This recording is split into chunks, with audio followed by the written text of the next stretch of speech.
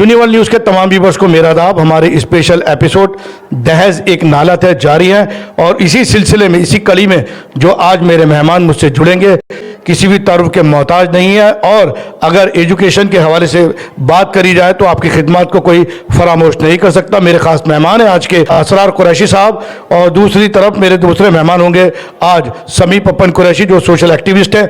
आइए इनसे जानते हैं और ये जानने की कोशिश करते हैं कि शादी ब्याहों में जो रस्में चल रही हैं उन्हें किस तरह ख़त्म कर सकते हैं, और दहेज जो एक नालत है इसे किस तरह से रोका जा सकता है। मैं असरार कुरैशी पहले तो शुक्रगुजार हूँ यूनिवर्सल न्यूज़ का कि उन्होंने आज मुझे इस मौका दिया कि मैं जहेज जैसी लानत के बारे में कुछ कह सकूं। जैसे कि जानते हैं कि इस्लाम ने जहेज की हमेशा मुखालिफत की है, और जहेज न सिर्फ किसी मजहबी तबके या फ़िरक़े के लिए एक लानत है भाई, जहेज एक ऐसी लानत है जो किसी भी समाज, किसी भी मुल्क, किसी भी तबके के लिए, किसी भी कम्युनिटी के लिए बहुत बड़ी नुकसानदेह चीज़ है।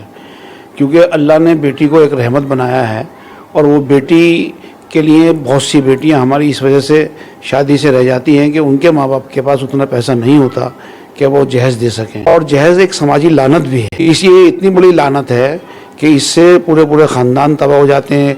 लोग एक शादी के बाद भी जहेज मांगना शुरू कर देते हैं, मुतालबात उनके बढ़ते रहते हैं। रात दिन जो है वो अपनी लड़की को तंग करते रहते हैं कि ये सामान ला, ये ला, ये ला।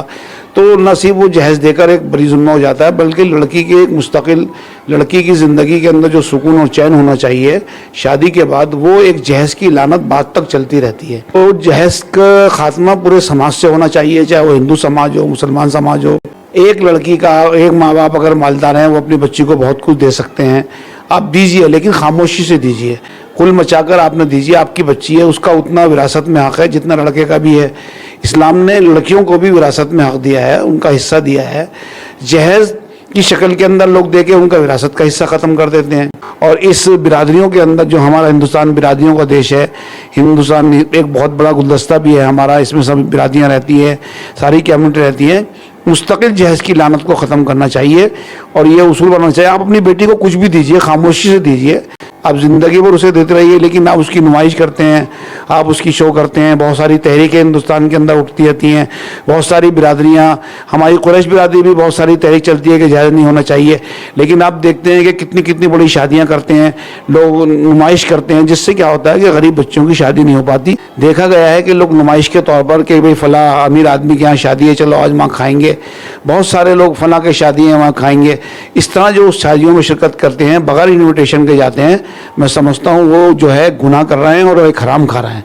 क्योंकि जब तक आपको इनवाइट नहीं किया जाता, मान लो आपको इनवाइट किया है, आप पूरी फैमिली को लेके जा रहे हैं, आप पूरे ख़ानदान को लेके जा रहे हैं, आप पूरे दोस्तों को लेके जा रहे हैं, तो कि शादी के अंदर, तो इस तरह जो लोग शामिल होते हैं शादी में, वो जो खाना खा रहे हैं बग़ैर इन्विटेशन का, उससे क्या है कि एक तो ये है कि जो जिस बेचारे ने दावत की है, जिसने शादी की है, जिसने पार्टी सजाई है, वो अब परेशान हो जाता है, उसके यहाँ खाना कम हो जाता है, उसकी इज़्ज़त ख़राब हो जाती है।